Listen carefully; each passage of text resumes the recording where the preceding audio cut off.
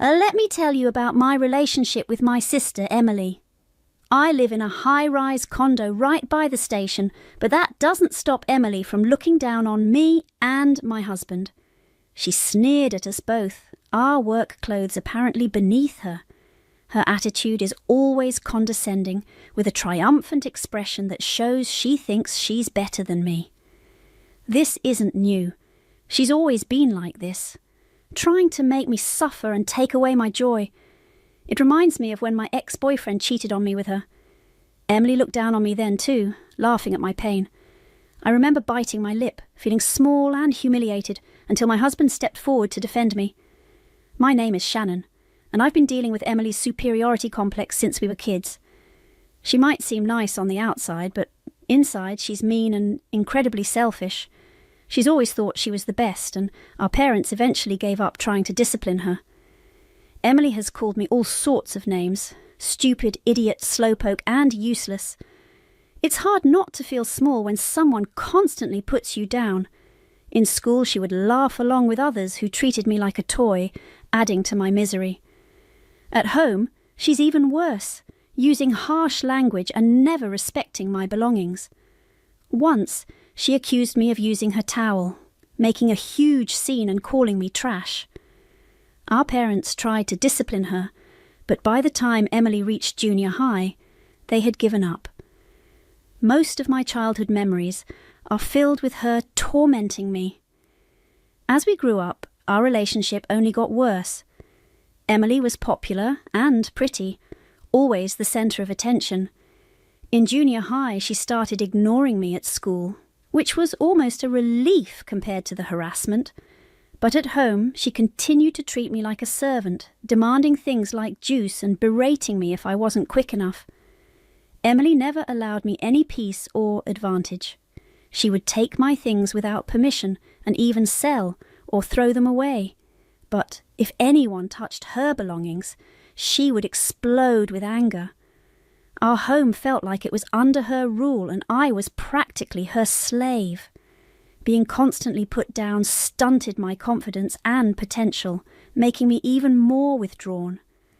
Emily's nastiness grew worse over time. In high school, she would ridicule me for struggling with my grades, calling me hopeless. When I asked for help, she demanded $200 an hour, showing just how little she cared. Despite her own decent grades, she never offered genuine help or support. Living with Emily meant always being beneath her contempt and ridicule. She was definitely smarter than me. One of my most vivid memories is when she stole a friend's boyfriend.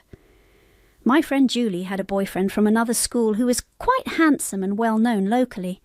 When Emily learned about him, she couldn't resist. "Your friend is dating that handsome guy, huh?" she asked. I knew she was up to something. "Emily, are you thinking something bad?" I asked. "How rude! My thoughts are always pure," she replied. But Emily went after Julie's boyfriend anyway. Using her looks and persuasive skills, she hooked up with him the very day they met. Worst of all, she dumped him after just a week, claiming she was bored. Julie was heartbroken, and I cried too, feeling sorry for her and embarrassed by Emily's actions. I stayed close to Julie, supporting her through our school days. Over time, my anger towards Emily's arrogance and overbearing nature began to boil over. Life has a way of bringing sudden separations. That was the case with our parents, who died unexpectedly in a car accident. At the time, Emily was a junior in college, and I had just started my freshman year. The shock was immense, and I spent days in a daze. Emily, ever the resilient one, recovered from the grief first. She took care of everything, from the funeral arrangements to cancelling insurances, all on her own. Then she took all of our parents' inheritance for herself. Needless to say, I protested, "What are you thinking? Our parents' legacy should be shared equally between us sisters. It's outrageous to keep it all to yourself." "Since when did you start talking back like that? "You were just dazed during the funeral and didn't do anything about the paperwork," she replied. "That may be true, but that's irrelevant." "It's not irrelevant. I did what I had to as the older sister. You were useless when it mattered, so isn't it only natural that I get more of the inheritance?" In the end, Emily took most of the inheritance. I could have sued, perhaps, but I didn't have the energy back then. All she left me was a single picture frame, the only picture of our parents together. "Just keep that and cherish it. Put it in your room or something," she said. Later, Emily disposed of our childhood home, filled with our parents' memories. All that was left for me was that picture. As we both entered society, my sister and I grew even more estranged. When I turned 30, I finally got a boyfriend. His name was Jason, a promising banker, good-looking and charming. Despite all the bad experiences I'd had, I felt like my luck was finally turning around when I started dating him. Meanwhile, Emily, who had always seemed to have everything going for her, was starting to lose her momentum. She seemed disliked at work and had endless interpersonal issues. When we met for the first time in a while at our parents' gravesite on the anniversary of their death, Emily sighed in an unusual moment of vulnerability. "Seriously, it pisses me off. My company is full of idiots," she complained.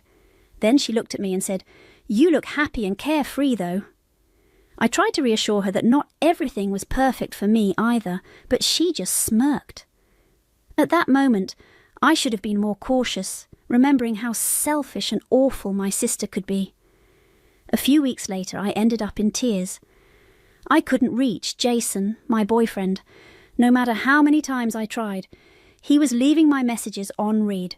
Then, one day, by chance, I bumped into them in the city.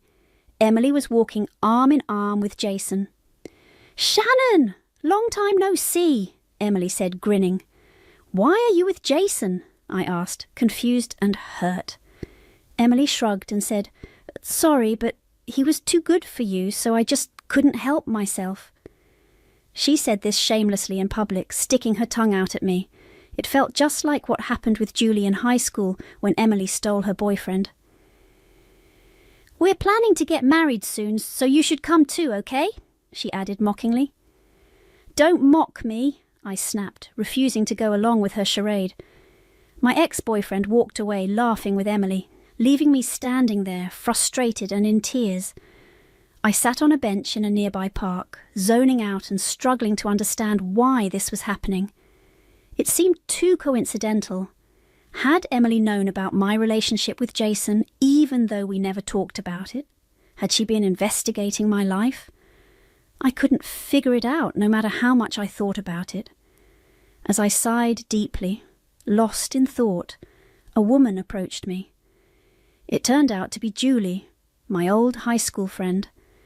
I cried again, telling Julie how Emily had stolen my boyfriend. Emily had become our common enemy. We agreed that there couldn't be anyone worse, but life has its ups and downs. That day, Julie introduced me to a wonderful man named Ethan.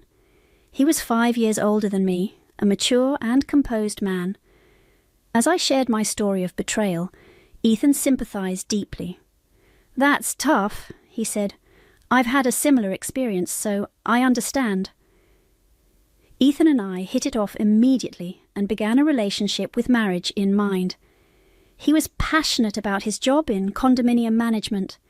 Watching him diligently tend to the flower beds in his work clothes, he seemed genuinely happy. "This is when I feel most at peace," he said, smiling. "Taking care of the plants. How about you, Shannon?" I found his work fulfilling and began helping him more, finding an indescribable sense of contentment in our shared activities. After a modest wedding, I quit my job at Ethan's request to focus on home duties and pursuing my interests. Working together on the flower beds brought us closer. One day, while Ethan and I were still in our work clothes, we went to the supermarket. There, I ran into the last person I wanted to see, Emily. "Oh, isn't that Shannon? What are you doing in those work clothes?" she sneered. I'm helping out my husband with his job, I replied. Husband? When did you get married? Is this him? She asked, clearly intrigued. Hi there, I'm Emily, Shannon's sister, she introduced herself, looking Ethan up and down. My name is Ethan. Nice to meet you, he replied politely. Emily snorted with laughter, the kind of laugh that always made me feel small. Typical poor couple, she scoffed. I live in that high-rise condo in front of the station. I'm on the top floor with Jason. I was shocked to hear that Emily and Jason lived together. That triumphant expression on her face. She had always been like this, always trying to make my life miserable. Just as I felt despair creeping in, Ethan stepped forward to protect me. Well, thank you. I own that high-rise condo, he said calmly. Emily's smile faltered. Don't be ridiculous. Not in those work clothes, she snapped, unsure whether to believe him. It might seem surprising, but it's true, Ethan continued. I own not just the high-rise condo where you live, but several other buildings. Managing the gardens of these buildings is part of my daily routine. Emily seemed in disbelief, scoffing at the idea. You're just bluffing. If you really owned the building, why would you do menial tasks yourself? Leave that to a management company. Of course, I hire a management company for specialised work and major cleaning, Ethan explained, but I find it faster to do some tasks myself if I want them done right. The management company doesn't always weed or prune the plants the way I'd like. Emily was at a loss for words, clearly shocked by the authenticity of Ethan's response. Then Ethan added, About the top floor of that high-rise condo you mentioned, there have been complaints about a dog you're keeping. What about my Marlin? Emily asked, clearly disturbed by the turn of events. Ethan continued, The complaints are mainly about your dog's smell and toilet habits. Are you letting it pee on the indoor plants? Also, your garbage disposal and sorting aren't up to par with the building rules. I'm following the rules! Don't make false accusations, Emily protested, visibly unsettled. Just then, a familiar male voice called out Emily's name from a distance. It was Jason. Hey, Emily, oh, isn't that Shannon? Long time no see. Then, noticing Ethan, Jason's expression changed. Ethan, it's been a while. Why are you in work clothes again? Just usual work for me, Ethan replied. We've talked about the building's management before, remember? By the way, you're with Emily, aren't you? Yes, she's my wife, Jason confirmed. So that makes you my brother-in-law, Ethan noted. What? I'm Ethan's brother-in-law. That means Ethan is my husband, Jason exclaimed, clearly startled. Jason turned pale, realising the situation and understanding how much I resented him. Emily, however, seemed the only one clueless about the dynamics at play. Hold on. What's the relationship between you, Ethan, and Jason? She asked, confused. Ethan is a well-known businessman around here, Jason explained, and he even has some of his assets managed at our bank. Wow, I had no idea you were married to Shannon, Jason said, looking surprised. I didn't know you were married to Shannon's sister either, Ethan replied. I never talked about it because I didn't want to remember how they treated me. Realising this was a rare opportunity to explain everything, I cleared my throat and said, Ethan, let me introduce you again. This is my sister Emily. I hate to say it, but she's awful. She's been mean to me since we were kids, and I've always had a hard time because of her. Shannon, what a terrible way to introduce someone, Emily said, clearly irritated. But it's true, isn't it? I continued. I've always been belittled and overshadowed. She has stolen and even sold or thrown away my things numerous times. Honestly, most of my childhood memories are unpleasant because of her. Enough, Shannon, this isn't the place for such things, Emily interrupted. If not here, then where? Besides, everything I'm saying is true, I replied. determined to continue despite her discomfort. "It was awful in high school too. My friend Julie had her boyfriend stolen by Emily, and then she dumped him after just a week. Truly, she's the worst. Julie was devastated." "That Julie who introduced us? So the woman who made her suffer in school was you?" Ethan asked, turning to Emily. Faced with Ethan's imposing stare, Emily stepped back. Not many could face Ethan's stern look without fear. Speechless and sweating, Emily couldn't respond. I had heard from acquaintances that Emily had a history of going after other people's men in college too. She was widely known as a horrendous relationship wrecker, likely using this behaviour to boost her own ego. At this point, I decided to also bring up the issue of our parents' inheritance that Emily took all for herself.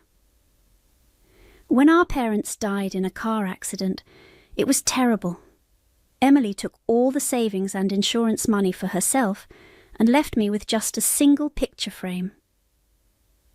"Right, but that was because you didn't handle any of the funeral arrangements," Emily retorted.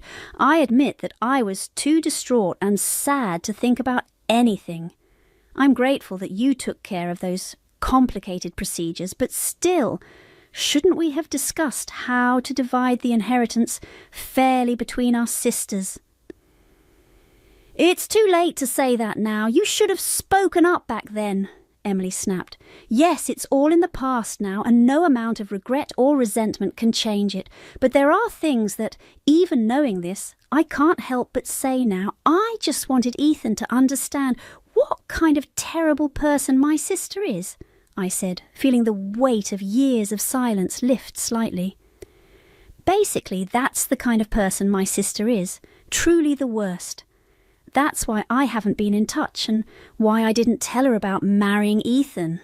I just didn't want anything to do with someone so rotten." "Shannon, stop it already. You're going too far," Emily exclaimed, clearly furious. Ethan looked appalled, and Jason seemed taken aback. It appeared even her husband didn't know everything. "Emily, is that what you're really like? Unbelievable," Jason said. "It's not true. Shannon is just making things up," Emily protested. "No, everything I'm saying is true. It's Emily who's lying," I insisted. "Jason, whom do you believe? Emily or Shannon?" Ethan asked. "I believe Shannon," Jason replied. "I believe Shannon too, of course," Ethan added. Emily looked shocked, unable to believe Jason had sided with me. "Why are you betraying me so casually?" she asked, her voice shaking. This was exactly what I had hoped for, I thought. For Jason, maintaining good relations with Ethan was critical, given Ethan's immense wealth and importance to Jason's bank. I was sure Jason would side with us. "I'm glad you believe Shannon, Jason. If you had sided with Emily, I might have moved my assets from your bank to another," Ethan said. "Please don't say such frightening things. There's no way I would oppose you, Ethan," Jason reassured him.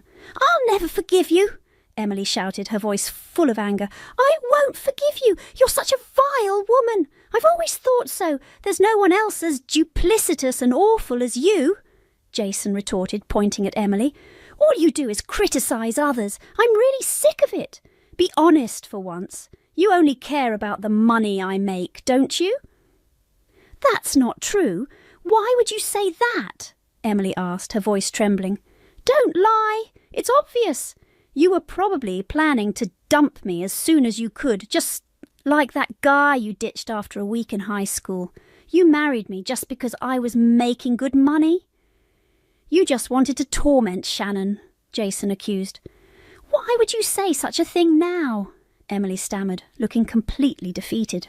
The three of us stared at her, and she was visibly flustered. She probably never expected Jason to betray her. This was the climax of the confrontation. Finally, I decided to deliver the coup de grace myself. "By the way, I've always wondered, how did you know I was dating Jason? I hadn't told anyone," I asked. "That was just... I happened to see you two walking in the city," Emily mumbled. "Walking in the city? We always used Jason's car. Where exactly did you see us? I really want to know," I pressed. How could I remember something that happened so long ago? Emily tried to deflect, but I wasn't letting it go. Always with the lies. Trying to cloud the issue with vague answers is pointless because I know exactly how you found out, I said, my voice firm. What are you implying I did? Emily asked, her voice barely above a whisper. Don't play dumb, I already know. It was the picture frame with our parents' photo. You planted a listening device in it, I revealed. The two men looked at Emily in shock, and her face went pale. She was speechless. Yes, Emily had indeed hidden a listening device in that picture frame. After Jason left me, I thoroughly investigated how my sister could have known so much about my situation. If there was any connection, where could it be? After considering all possibilities, I finally arrived at the truth. Emily had been bugging us. She had sneakily placed a listening device in the photo frame that held our deceased parents' pictures. When I found it, I was so shocked. It all made sense. I would never throw away a photo of our parents. Of course, I'd keep it displayed properly. Emily used our love for our parents to her advantage, and I was stunned. It was truly the lowest of the low, seriously creepy. Emily, you're messed up, Jason said, shocked. So you found out about Shannon and me dating and acted all innocent while getting close to me, I chimed in. I was careful not to touch that listening device, so Emily's fingerprints must still be on it. Got anything to say, Emily? Emily's breathing became heavy, her face showing the look of someone cornered. She was clearly shocked that her eavesdropping had been discovered.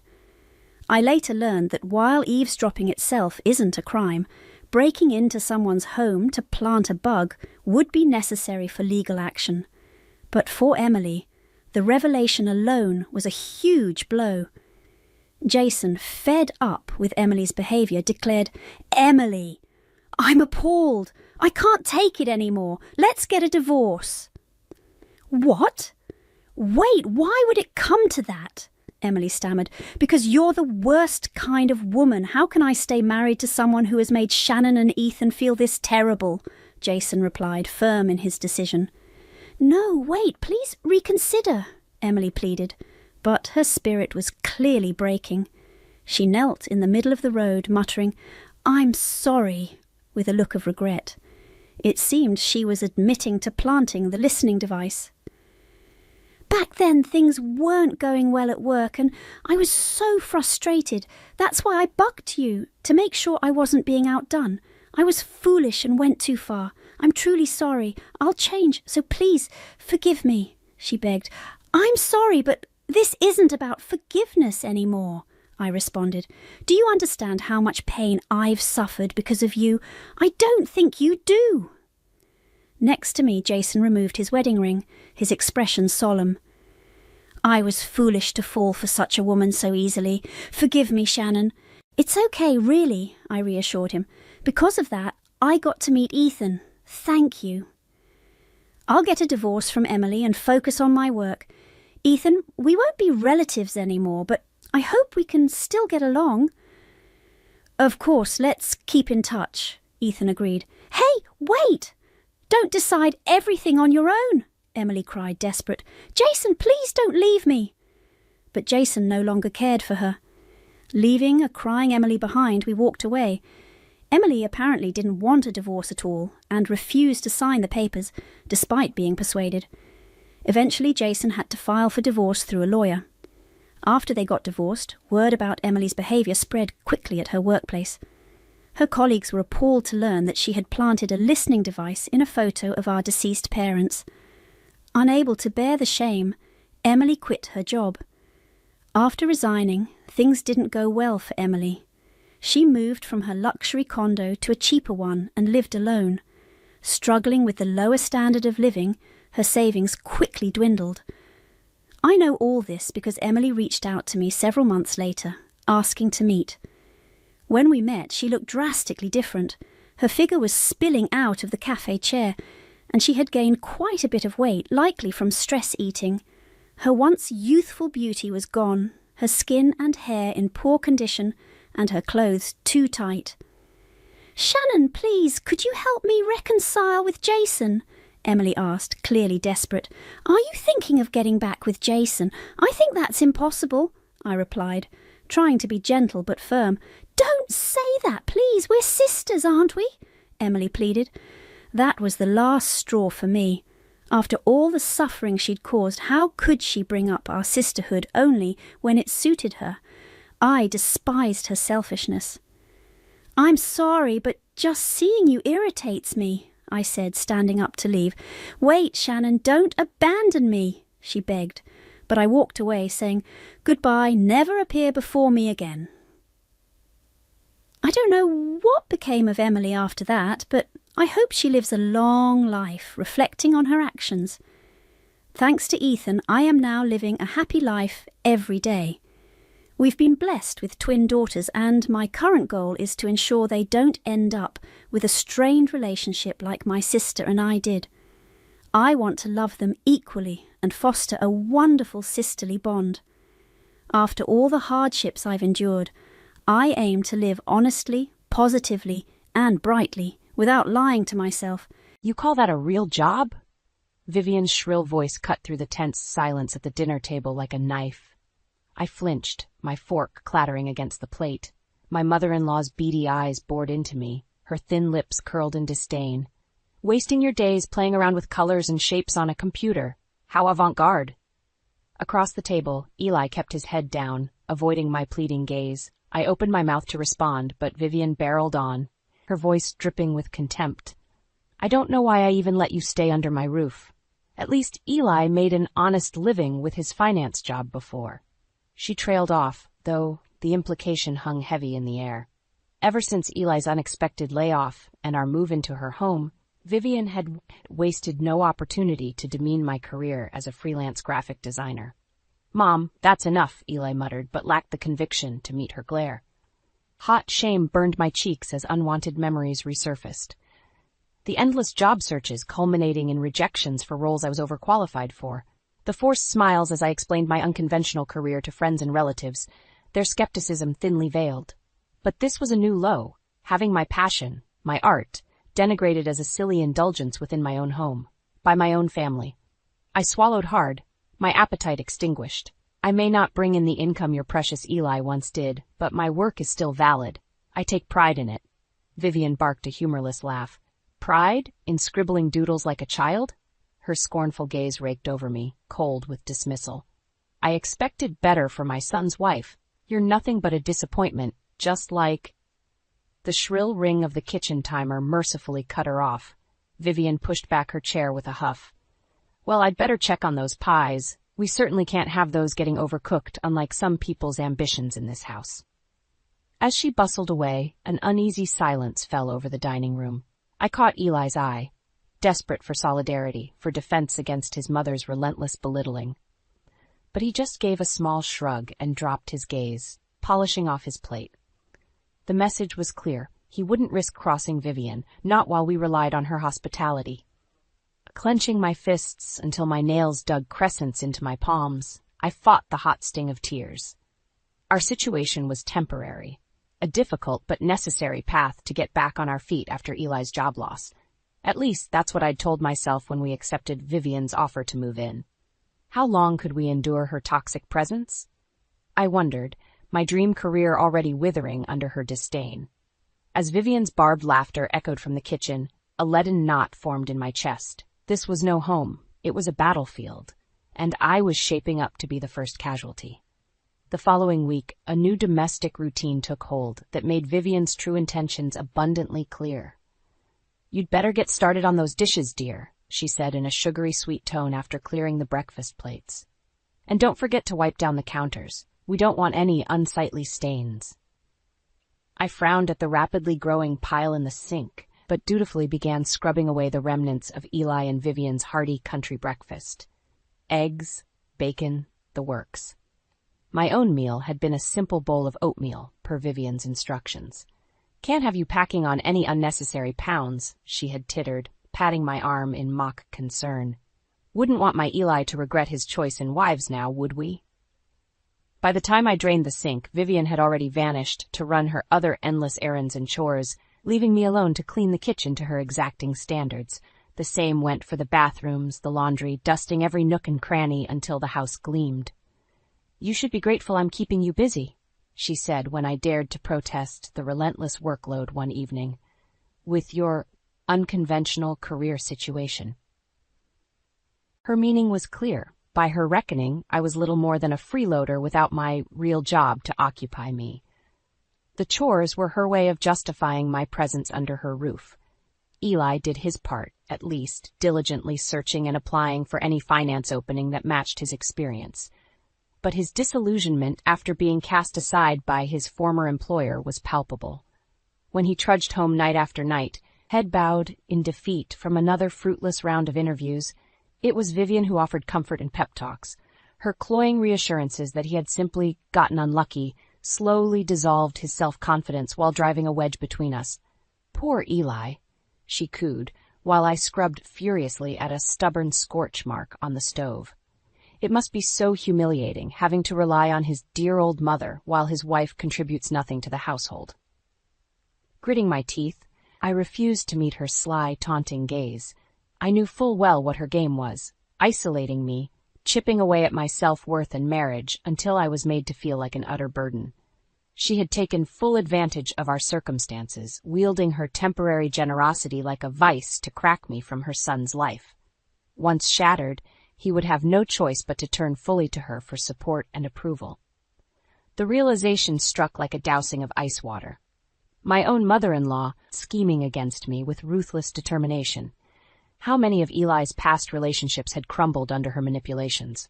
No more, I vowed silently, wringing the tattered dish rag between white-knuckled fists. Vivian wanted a war of attrition? She was going to get one. When Eli trudged in that evening, I met him at the door with a grim smile. "We need to talk, in private."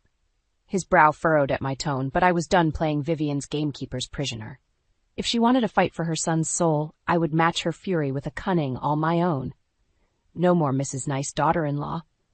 Over the next few weeks, Vivian's campaign of emotional sabotage kicked into high gear. Not a day went by without some snide remark or underhanded slight designed to reinforce my worthlessness. "Don't you ever get tired of staring at that computer screen all day, dear?" she sneered while I typed away at a logo commission one afternoon. So cosmically unfulfilling. I grit my teeth, refusing to rise to her bait. The client's deposit money was a lifeline in our strained financial situation, one Vivian constantly held over my head. "I'm just worried for your mental health, cooped up in here with no real purpose," she continued with a derisive cluck. "What kind of life is that for a bright young woman?" Thankfully, Eli was out pounding the pavement at another round of fruitless interviews. I wasn't eager to suffer Vivian's harangues with an audience. However, when a promising graphic design opportunity did arise requiring me to attend meetings, she was lying in wait. "You're not seriously considering leaving the house looking like that?" Vivian's shrill voice lashed out as I hurried down the hall, my nicest blouse and slacks neatly pressed. I pulled up short, fingers tightening around the portfolio case. "Meaning what exactly?" "Well, just look at you." She raked a critical gaze over my appearance. Wrinkled, frumpy, with coin-sized bags under your eyes from hyperventilating over those silly doodles all night. Scalding humiliation burned my cheeks as her words struck home. Between the endless chores and desperate need to prove myself with design gigs, I admittedly hadn't paid much attention to my appearance beyond basic grooming. Vivian's bony arms crossed over her chest, lips pursed in exaggerated disgust. "Is that really the image you want to present to potential employers, dear? They'll smell your slobbery desperation from a mile away. Do us all a favor and spare yourself the embarrassment." The words sliced like a barbed whip, stealing my breath. I clutched the portfolio tighter, blinking back enraged tears as she savored her dominance. I knew playing into her manipulation was exactly what she wanted. But excavating the tattered remnants of my self-confidence proved futile against her relentless torrent of derision. In the end, I canceled the meeting and all future design inquiries, feigning some invented excuse about needing prioritize the family. Vivian's shark-like smile that evening said it all. Another tendril of my identity brutally pruned in her crusade of subjugation. I was gradually being hollowed out from the inside, hollowed out from the vibrant, passionate woman Eli had fallen for. He remained oblivious, of course, lost in his own dejected fog of unemployment. The few times I tentatively aired my growing resentment of his mother, he just averted his gaze, murmuring some vague reassurance that she ultimately meant well. On the rare nights we connected intimately, I could sense his arousal waning along with his respect for me. Who was I becoming under Vivian's influence? Just another outmatched foe, cowed and depleted by her twisted convictions until only a shell remained? No, some faint flicker of defiance raged from deep within. I wouldn't go down without a fight. Vivian wanted a monster of her own making.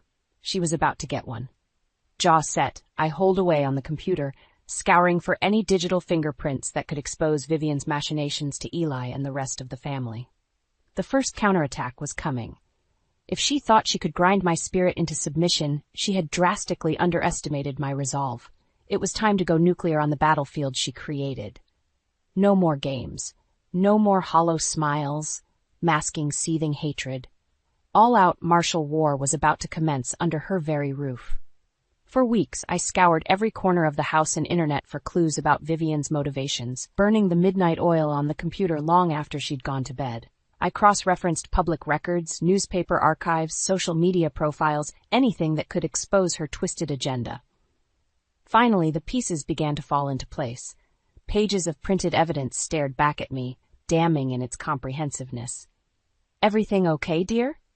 Vivian's sugary voice sliced through my concentration. I quickly minimized the browser window as she poked her head into the cramped home office. "You've seemed so preoccupied lately." "Just working," I mumbled, avoiding her prying gaze. "Keeping myself busy with some design projects." "How industrious." Her bony fingers stroked my shoulder, feigning motherly concern. "But you know, obsessing over those little drawings won't undo the past." I tensed at her words, wondering if she was baiting me. "Like Eli's failed relationships before you." There it was, the barb I'd been anticipating, laced with carefully calculated venom. I slowly pivoted to face her. "What are you suggesting?" Vivian's cold eyes glinted with cruel amusement. "Come now, you're not that dull. Even you must have noticed the pattern emerging." She squeaked loudly, shaking her head in feigned disappointment. A spate of bright young women in Eli's life, full of promise and prospects. Until gradually, they start drifting away, becoming unmotivated, unambitious, resentful even. My blood turned to ice as she laid out the sickening implications. Those poor girls simply didn't have the mental fortitude to be part of our family, to take on the duties required of an Elliott matriarch. They broke under the strain, or was it something else that broke them? Reflexively, I curled my hands into fists to mask their trembling. "If you're insinuating what I think you are, I'm simply connecting the dots, dear." Vivian clucked her tongue again, as if chastising a petulant child. "Face facts, you're following the same inescapable trajectory as the others. Your professional situation is merely a precipitating factor, not the root cause."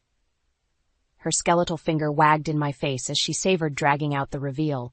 "I did what I had to in order to preserve my son's future prospects, to protect him from diminishing attachments that would only wither his potential." The words spilled out in a sickening rush, past relationships poisoned through steady emotional attrition, financial entrapment, isolation, relentless needling until the woman's self-worth splintered, all orchestrated by Vivian in a coldly premeditated campaign of subjugation. You monster!" I choked out, struggling not to retch. "How could you do that to Eli, to your own son?" "I did it for Eli," she snapped, that familiar flash of contempt hardening her features. "To spare him the heartbreak of making the wrong choice and resigning himself to mediocrity. A mother's love can be cruel at times, but at least I had his best interests at heart." Her serpentine tongue flicked out to moisten her pursed lips. "This time will be no different, I'm afraid. For his own good, you simply have to go." With a final vindicated smirk, Vivian slithered from the room, leaving me to absorb the full, monstrous truth alone. Gripping the computer desk to steady my shaking limbs, I could no longer deny the depravity unfolding in slow motion around me. My mother-in-law wasn't just a manipulative harpy. She was a calculated, silver-tongued sociopath, systematically undermining my identity to its very core. All in the name of keeping her claws firmly latched into Eli's soul, molding his destiny to fit her twisted, narrow convictions. Anyone who threatened that control was simply another target to be crushed and discarded. White-hot rage seared through my shock, tempering into grim determination. If Vivian thought she could cow me into submission like her past victims, she had sorely underestimated this particular adversary. With a trembling hand, I reopened the research files, pages of tawdry deceptions meticulously logged, her own smug digital fingerprints preserved in sickening detail. I wouldn't just confront this sadistic harridan. I would dismantle her respectable facade, blow by agonizing blow until nothing remained but the gnarled, bitter husk she truly was. The game was on. This time, Vivian was going to learn just what kind of monster she'd created. After Vivian's chilling confession, I knew I had to act fast before her toxic influence metastasized any further. Gathering up the incriminating evidence I'd compiled, I made a silent vow. One way or another, this torment would soon be over. The first step was recruiting an ally on the inside. While Eli remained disturbingly blind to his mother's machinations, his father Nathan had increasingly picked up on the strain she was inflicting. One evening, after another tension-filled family dinner, I caught him alone in the den while Vivian was preoccupied with dishes. "We need to talk," I murmured under my breath, gesturing for him to follow me into the hallway. Nathan's brow furrowed with concern, but he complied without a word. "I can't take much more of this," I confessed in a hoarse whisper once we were out of earshot. Vivian's muffled humming from the kitchen made the hair prickle on my neck. "You know what she's been doing to me, don't you?" Nathan's haggard expression made it clear the truth wasn't lost on him. With a reluctant sigh, he gave a solemn nod. "You're not the first to suffer her special attention. It's a miracle Eli and I have stayed sane all these years." My hands trembled as I clutched the file, forcing the words out in a ragged rush. "It's even worse than we thought. She confessed to sabotaging Eli's previous relationships on purpose. Everyone who got close to him, she was systematically destroying them out of some sick, twisted obligation." A muscle twitched in Nathan's weathered jaw as he absorbed my words. For a long moment, he could only stare at me in stunned silence. "I had my suspicions," he finally rasped, scrubbing a hand over his face.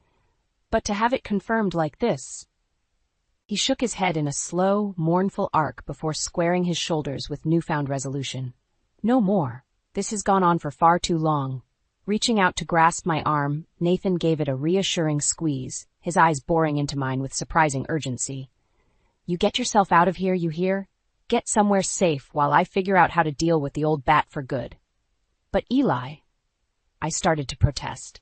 "Leave my son to me." He cut me off with gruff insistence. "He's been too deep in her trance for too damn long. I'll make him understand what kind of vile creature he's been defending."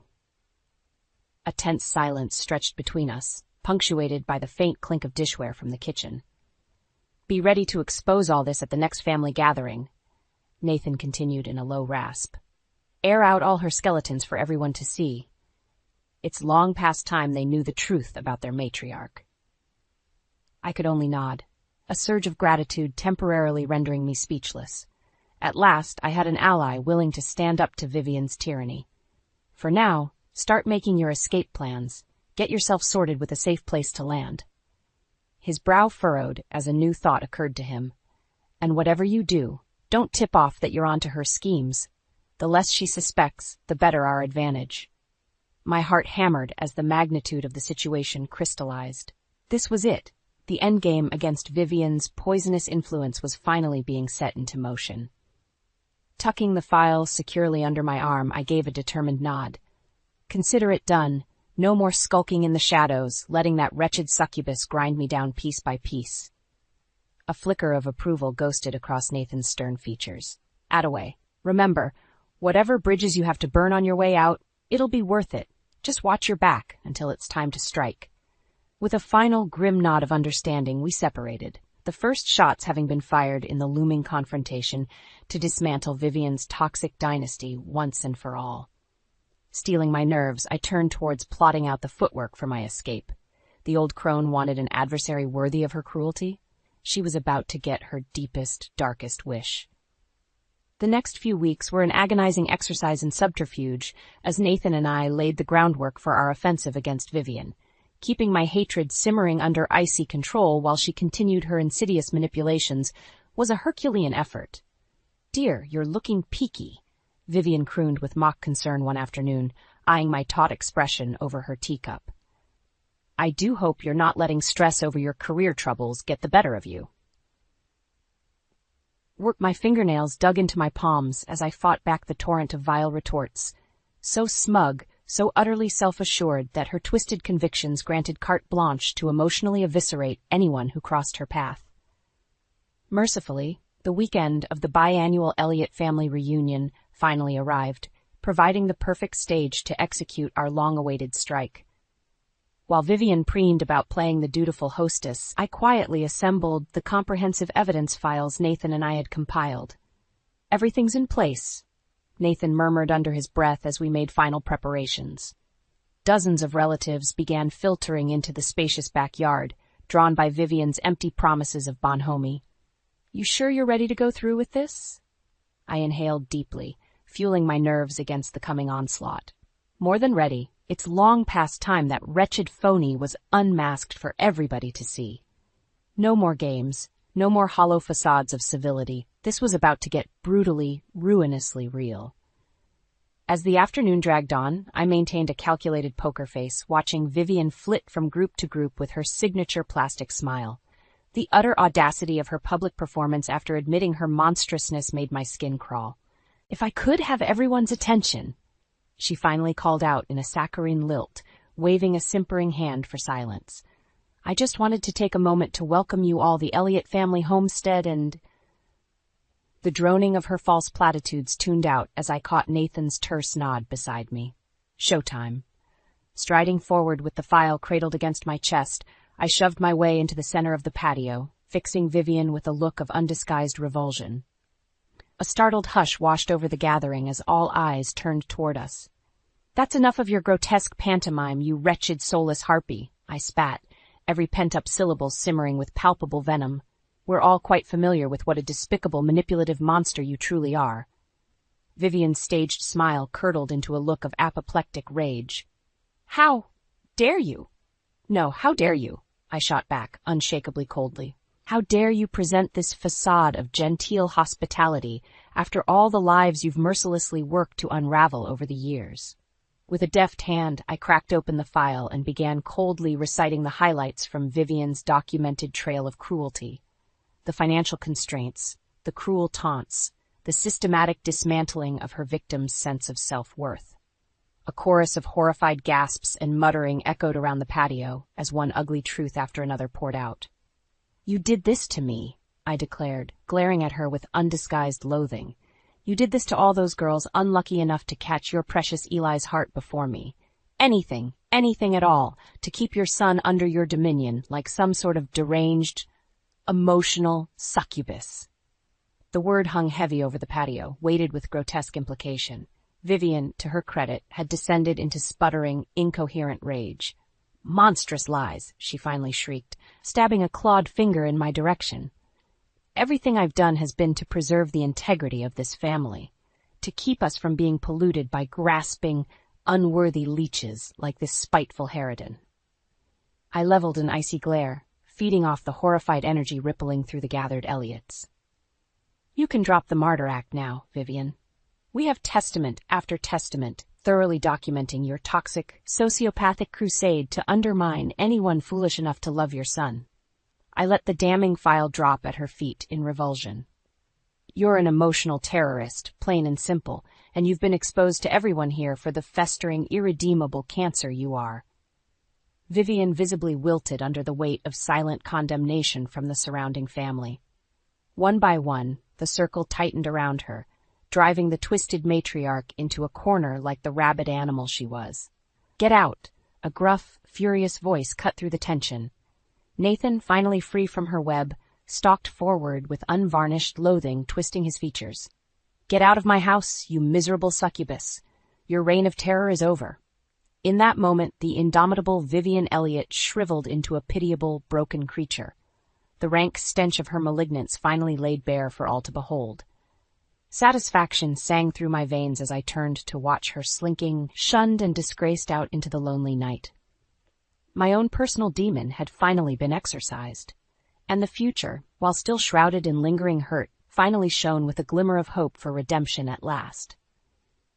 The days following Vivian's brutal exposure at the family reunion were a maelstrom of turmoil. The Elliott clan, so accustomed to putting on airs of unity and decorum, had been irrevocably fractured by the truth about their matriarch's depravity. Entire branches of the family tree followed Vivian into exile, stubbornly clinging to her perfidious lies out of misplaced loyalty or sheer inability to accept her monstrous actions. Sister turned against brother, cousin against cousin, as age-old allegiances combusted into acrimonious infighting. Through it all, a hollow-eyed Eli could only watch in numb disbelief as the bedrock of his existence crumbled to ruin. For so long, he had been under his mother's diabolic spell, his sense of identity and priorities hopelessly warped to serve her pathological needs. I never truly saw her for what she was," he murmured one evening in a voice leached of all emotion. "How could I have been so blind?" We sat together on the back patio steps, the chilly night air lending a funereal pall. I reached over, clasping his hand in silent solidarity. "Your devotion as a son isn't something to censure yourself over," I said softly. "Vivian's skill as a master manipulator is what blinded you to her true nature for so long." Eli dragged in a ragged breath, squeezing his eyes shut as memories undoubtedly flooded back. The endless criticisms, the insidious needling against every relationship, that relentless push to surrender his individuality. "She really did think she was protecting me, didn't she?" he said at last, anguish clouding his features. "In that sick, twisted way of hers, she deluded herself into believing I needed her. Tough love to grow into the man she envisioned." My throat tightened at the naked vulnerability in his voice. For years, Vivian had stripped away his sense of self-worth and autonomy, leaving behind an emotional husk devoid of anything but codependent obedience to her narcissistic whims. "I'm so sorry, Eli," I whispered, feeling the sting of tears, "for not seeing it sooner, for ever letting her get her claws into us like that." His answering look was harrowed but clear. "Don't apologize, not for a second. She's the one who has to live with being a goddamn monster." A terse nod punctuated his words. For the first time I could remember, Eli carried the spark of unflinching resolution in his gaze. The spell was broken, Vivian's influence reduced to so much wasteful toxin being finally purged. Perhaps sensing this pivotal shift, Nathan quietly emerged onto the patio, a haggard older man suddenly freed of decades of emotional shackles. He moved to stand beside us in solemn solidarity. "So it's done then," he murmured in a gravelly tone. "The Dowager demon has been cast into the pit at long last." Eli gave a hollow nod, squeezing my hand tighter as Nathan settled onto the step beside us with bone-weary resignation. "It will take some recalibrating," he continued somberly. "For all of us, but most of all you, son. She didn't just undermine your partners, she systematically stripped you of any sense of self beyond her ambitions. Rebuilding that identity, overcoming those conditioned insecurities, it'll be a daily battle for a while yet." Silence hung heavy between them as the weight of Vivian's psychic toll sank in. So much damage inflicted, so much work ahead to heal the grievous, indelible scars. But her reign of terror was finally, mercifully over. "We'll get through it," I vowed resolutely, clutching Eli's hand with renewed determination. "Both of us, together this time. That cancerous influence is gone for good." A flicker of gratitude warmed Nathan's gruff features as he regarded me. "I have no doubt you will. A burden's been lifted we didn't even realize we were carrying all these years." Rising to his feet with an inscrutable glance towards the house's flickering lights, he cleared his throat. "Whenever you two are ready to start fresh, well, you've got a hell of a lot of personal healing ahead, but at least that path is clear now." Summoning a rueful chuckle, he briefly rested a hand on Eli's shoulder as he moved to retreat back inside. "Take all the time you need, son. That twisted karma has finally unwound. Now it's just a matter of finding which path leads away from its ruins." The night breeze whispered across the yard, carrying whispers of possibility for the reclaimed future suddenly laid bare before us. For the first time in a long while, I allowed myself a tentative breath of hope. Vivian was gone, exorcised. Now the true revival could finally begin. The months following our escape from Vivian's toxic web were an arduous journey of healing and rediscovery. Eli, in particular, fought to remake his sense of identity, to untangle decades of conditioning that had molded him into a hopelessly codependent extension of his mother's malignant narcissism. There were setbacks, of course, nights when the old insecurities would flare up, driving him into brooding funks until I managed to coax him back from that familiar abyss of self-doubt. Her spectral influence lingered like a cancerous remnant, poisoning his confidence at the most inopportune times. But we persevered, leaning on one another through the darkness. I refused to let Vivian's legacy consume us, no matter how viciously and stubbornly it clung to the roots of our relationship.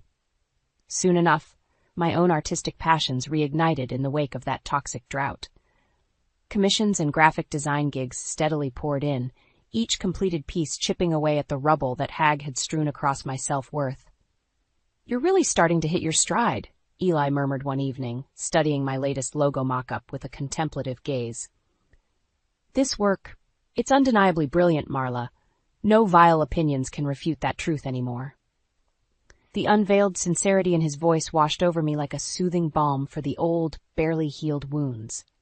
Gone was the meek, beaten-down husk of a man who had meekly abdicated his identity to Vivian's depraved whims. This Eli was revitalized, newly confident in voicing his convictions, without the looming fear of displeasing his manipulative parent. Free to be his own person at long last. Even Nathan, cordoned off in his separate home across town, exhibited remarkable strides in shaking off Vivian's corrosive influence. Some evenings he would stop by unannounced, hell-bent on reconnecting through the simple joys of family he had been deprived of for decades. "So this is what an Elliot matriarch should truly be," he rumbled approvingly as I dished up plates of homemade chicken parmesan, his first taste of my cooking in years. One whose passion centers around bringing people together rather than, well, you know. Eli and I exchanged a loaded look, both of us intimately aware of just what kind of matriarch Vivian had been, the kind whose legacy we were both still working to extract from our psyches. "It's a work in progress," I said with a tight smile.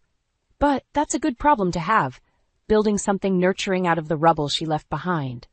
"Amen to that," Nathan replied gruffly, tucking into his meal with gusto. Occasionally he would grunt an appreciative nod between hefty bites, as if committing every tender, zesty forkful to memory. Simple family moments like this were no longer to be taken for granted, not after Vivian had deprived the Elliot clan of genuine intimacy and trust for far too long. Over time, Eli's professional life also righted itself in Vivian's absence. A promising financial advising position opened up, and to my immense pride, he attacked the opportunity with a boldness and dynamism that had been sorely lacking under his mother's oppression. "They'd be damned fools not to scoop you up immediately," I murmured as he prepped for the final round of interviews in his characteristic tailored suit. "Vivian's poison is expunged. Now they'll get to see you exactly for who you are." He grinned, that old self-assured charisma rekindled in his eyes as he reached over to squeeze my hands. "And who, pray tell, is that?" he asked with an arched brow. "A strong, ethical man who won't neglect his convictions or family," I shot back, matching his rakish look. "The kind of person I should have been able to see all those years ago, before that decrepit succubus warped your identity beyond recognition." His grin widened into an expression of unvarnished joy and love, the old scars finally mended enough to let happiness pour forth undeterred. Leaning in, he claimed my lips in a fiery, passionate embrace, one sealed after years of toxicity, despair, and harrowing conflict. We had both been forged anew from the smelter of Vivian's cruelty. Hardened, certainly, but undeterred in our quest to neutralize her lingering influences once and for all. When Eli landed the position a week later, we celebrated with a toast not just to his achievement, but to our collective rise from the ashes of that miserable psychopath's machinations. A new life, a new world of opportunity beckoned, one finally free from the crushing weight of that demented matriarch's control. The morning saga ended with Eli and I arm in arm at one of my own gallery openings nearly a year later, beatifically expectant with our first child as the ultimate repudiation of Vivian's derangement. Around us, a teeming crowd of colleagues, friends, and family congregated to celebrate my ascendant artistic achievements, solemnly reveling in the hard-won victories we had each carved from the rubble of past trauma. In that electrifying moment of validation and renewal, Vivian Elliott's malignancy was finally, conclusively extinguished by the twin fires of perseverance and love. She would always be a part of our shared histories. That much was undeniable. But her defeat and our dogged efforts to emerge unbowed from her cruelty's cauldron ensured that the last, echoing remnants of that toxic matriarch's depravity had been forever exorcised. The Elliott's healing could truly begin at last.